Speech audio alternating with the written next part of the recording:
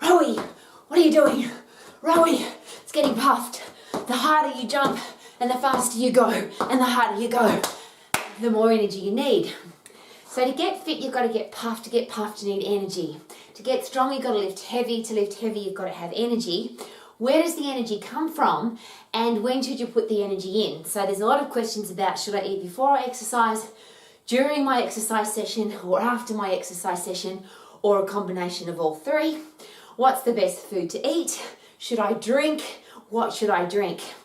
And there's a lot of talk about, obviously, hydration, which is water. When should I drink water, and what happens if I don't? Pre-workout drink often is caffeine, and there's some really inexpensive ones, and there's some very expensive pre-workout drinks. We've got protein or carbohydrate. It's interesting though, because when you have a look at a lot of protein bars, they are more, they've got more carbohydrate in them than protein. So I always have a look at the label and read about that, because often you pay a lot of money for a protein bar, and you could probably use a nut bar, which is one of my favorites, which is a really cool combination of carbohydrate, protein and fat. We've also got fruit, which is a really interesting one, because there's a lot of argument about whether or not you should eat fruit because it's got so much sugar in it. It's a carbohydrate. But if you're putting in 100% effort into your exercise, if you are lifting really heavy, if you're staying in the phosphate zone, which is the 100% effort energy zone, then the energy source is carbohydrate. So should you put that carbohydrate in before you exercise, during your exercise? We can't do it during, because when you've only got 10 seconds to exercise, you can't be eating at the same time. The next really important question is, how much do I eat? How much do I need? When do I eat? Is it before or after exercise? Is it 5 times a day? Is it once a day? Should I go for 24 hours between meals? There's a lot of questions about the fuel that we put into our body to get the energy we need to exercise. Well, I've got a great thing to consider. Is it possible that nobody knows what's best for you? And is it possible, I'll tell you from my very personal perspective, that nobody knows my body better than I do? How about you? Is it possible that you, and I'll give you a couple of examples. There are some people that have to eat before they exercise because they've got no energy. And if they try and exercise without any food, they can't put in 100% effort. There's a really important thing there. If I can't exercise in 100% effort, how can I get 100% result? If I can't go really hard, how can I get the best result? So should the better question be, how much should I eat? What should I eat? And when should I eat? So that when I exercise, I can go at my absolute hardest. I can perform at my absolute best. For some people, that means they have to eat before they exercise. Otherwise, they've got no energy and they can't put in 100% effort. They get dizzy, their blood sugar levels go down, their blood pressure goes down, and they can't exercise hard. There's other people that if you put food into their tummy before they start to exercise, they'll be sick. They feel full. It doesn't matter even it's only a little bit. They just don't want to exercise. They feel so much better if they exercise without any food. And there's now a big argument, and people have, sometimes in the gym, they have fisticuffs about whether or not you should eat before or after exercise. And some people suggest that the longer you go without any food and then exercise, that your body's more likely to burn up fat stores. So how does that work? I'm going to ask the same question again. What's going to work best for you so that you can put in 100% effort when you exercise? So if I'm doing jump squats and I'm going as hard as I possibly can, and I'm going to do as many as I can in 10 seconds, but I haven't got any energy because I haven't got any calories in my body, that's the unit energy measurement to give me that. A calorie is just a measurement of energy. And if I don't have any energy, if I don't have any calories, then I can't put in my 100% effort. Same with lifting heavy. Again, we're in the phosphate system. We're using carbohydrate as an energy source. So is it carbohydrate that we need to eat? And there's another great question. The human body stores around about half a kilo of carbohydrate, or around about half a kilo of your weight right now is carbohydrate. But if you've been thinking all day, if you've been puffing a lot throughout the day, which is something that I have to be really aware of, because every 15 minutes of my life, I do about 10 seconds of high intensity exercise to get puffed, which means constantly throughout the day, I'm taking a fair bit of carbohydrate to make my body do that. So if I want to exercise at my full capacity, I've only got half a kilo of carbohydrate in my body. Do I need to top that up before I exercise? Again, I'm going to ask the question. Some people, if they top up their carbohydrate stores before they exercise, they might throw up. And other people, if they don't top up their carbohydrate stores before they exercise, they don't have any energy to exercise. So here's a really important and personal question. Should you work it out for yourself?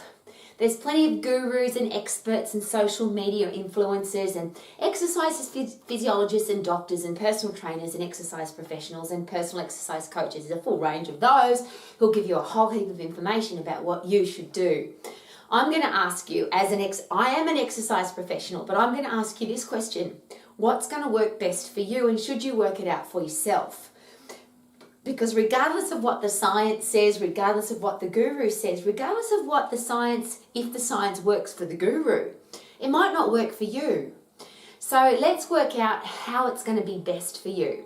So often we talk about food in relationship to exercise. How about we just focus first on the exercise? If you get really fit and if you get really strong, one of the things that does happen inside your brain is you start to think more clearly, you start to think more creatively, your brain works better. So instead of focusing on what do I eat and how often do I eat and how much do I eat and how many calories do I need and what's my percentage of macronutrients, how about we consider this? Let's get you really puffed. And the interesting thing about getting puffed is, yes, I've got exercise clothes on now, and yes, I've got exercise shoes on, but I've done this in high heel shoes. I've done this with a suit on. You can sprint on the spot, you can do jump squats, you can do push-ups, you can get puffed in a very small space with any kind of clothes on. And then ask yourself, did I have a stack of energy to do that? How long did it take me before I could go again? And that's the beautiful thing about getting fit. You know you're getting fit when you can get really puffed and your heart rate goes back to normal really quickly. That's a really great sign that, yes, my body's getting fitter and fitter. And the other thing to just check on a regular basis, probably first thing in the morning, is your resting heart rate. And if your resting heart rate's coming down from 80 to 70 to 60 to 55, you know that you're getting fitter. Now, if you can get puffed on a regular basis, and if you can lift heavy on a regular basis, and there's two different parts there, obviously your phosphate system, which is the 10-second, let's go hard and fast, get puffed, that recovers really quickly. You can replace those phosphates inside the muscle really quickly, and your heart rate can come back to normal. Strength training's a little bit different, and I'll get my trusty dumbbell here. Because strength training, if I'm going to lift heavy, yes, I want to work in the phosphate system where I'm doing 100% effort. So I've got a heavy dumbbell and I'm going to keep going until I can't do any more. So keep lifting, keep lifting, keep lifting. How many should I do? I don't know how many I should do. I'm not even counting. I'm just going to keep going until I can't do any more. Now that's phosphate system around about 10 seconds. But it's not just the phosphate replacement now that has to happen inside the muscle. I've put micro tears inside my muscle now, which means I'm in a catabolic state. My muscle's been broken down. To go into an anabolic state where my muscles can build back up again, I have to regenerate. So I have to recover, regenerate, and supercompensate. And that takes time. Now, people say, how long does that take? I don't know. It depends on how much sleep you get, how stressed you are, how good your nutrition is, how hydrated you are, what kind of attitude you have about training, how busy your lifestyle is.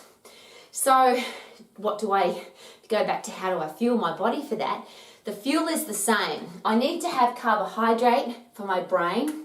I need to have carbohydrate for my muscles. And I need to have carbohydrate so that I can sprint hard, because the phosphate system requires carbohydrate. It takes 10 seconds to recover, but my muscles might take 3 days, 5 days, 7 days to recover. Now I know I'm getting fitter when my heart rate comes down and my time between getting puffed and heart rate back to normal gets shorter and shorter. I know I'm getting stronger when I can lift heavier and heavier. That's really awesome. So if I've got all of that happening, and this is probably the big exciting part of all of this, if I'm fit and if I'm strong and I haven't changed any of my eating habits, do I need to change any of my eating habits? And I always ask those 4 questions.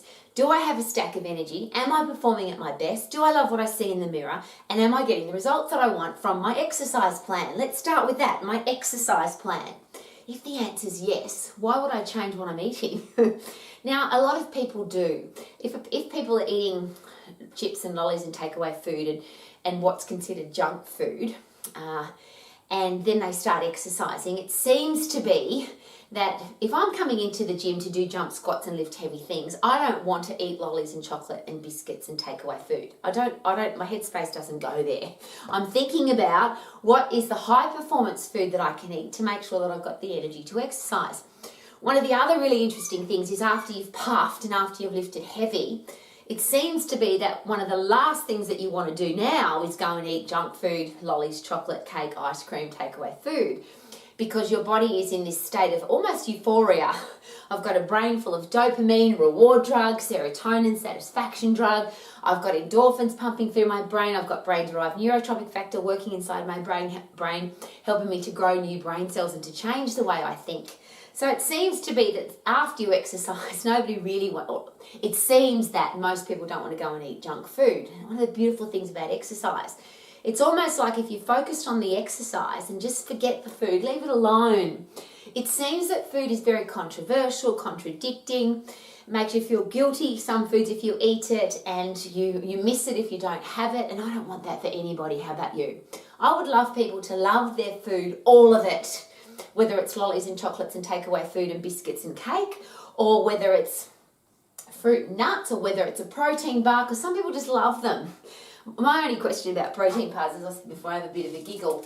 You can pick up a box of nut bars at the supermarket for about $3 or $4. Most protein bars cost about $5 or more. And if you have a look at the protein content, the carbohydrate content, the sugar content, the fat content, you might find that a very inexpensive bar has the same makeup macronutrient percentage as a very expensive protein bar. Just something to take note of.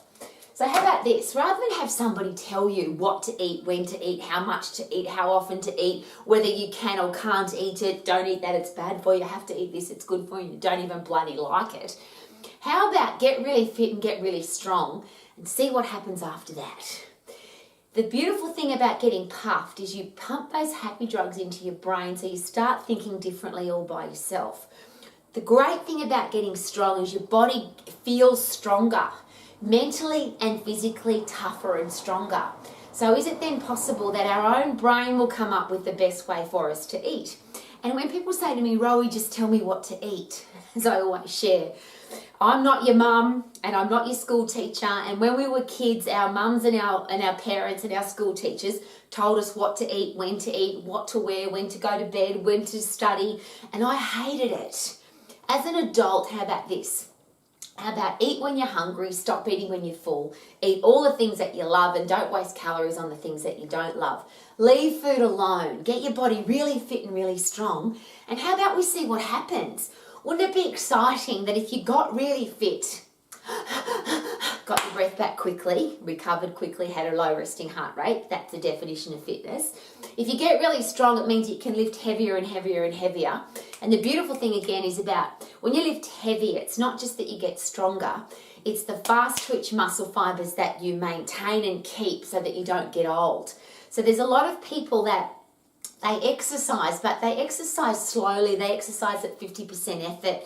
They exercise without putting in that 100% effort that gives us the 100% result. So if I'm going to lift weights, I'm going to lift a weight that's going to challenge my muscles, that's going to overload my muscles, that's going to force my muscles to get stronger. And again, how many do? I don't know. You just keep going till you can't do any more. When you think you can't do any more, you aim to do maybe one more, maybe half of one more, which then changes your brain. And I'll ask the question again, is it possible that if you get really fit and really strong and you're about to do an exercise session, the last thing you want to do is put crappy food in, and after you've exercised, the last thing you want to do is put crappy food in? So is it possible that if you get really fit and really strong, the whole controversial, contradicting food thing will take care of itself? I don't know the answer for you, and you don't know the answer for me. What I do know is that we all know our own body better than anybody else. And what works for one guru may not work for you. What the science says may not work for you. So I can quote all the science. The interesting thing about science, though, is that they all disagree as well. Some scientists say eat once a day, some scientists say eat 5 times a day. Some nutritionists say that you should eat no carbohydrates and only eat meat. Some nutritionists say that you should only eat plant-based food, which is all carbohydrate, and don't eat any protein or animal meat. It's all a big controversial topic. So I'm really happy to leave the food alone. I love my food, please don't get me wrong, but I eat when I'm hungry. I stop eating when I'm full. I eat whatever I bloody well want in the amount that I want, and I only eat when I'm hungry. And that's the other interesting thing. Your body tells you that. It's not like a guru's got to say, well, at 7 o'clock in the morning you need to eat this, and at 3 o'clock in the afternoon you need to eat this. If you listen to your own body, it will tell you, I'm hungry. I'm thirsty, give me some fluid. I'm tired, take me to bed. I need to move around, give me some exercise to do. If you listen to your body, it will tell you. So rather than getting caught up in the science, in the social media gurus, in the experts, and they all disagree anyway, how about listen to your own body? Get puffed to get fit, lift heavy to get strong, and then see what happens after that. Maybe if you are your fittest that you could possibly be and you're getting fitter, if you are your strongest and getting stronger, that your own brain will work out for you when to eat, how much to eat, and what kind of food to eat. And wouldn't that be awesome?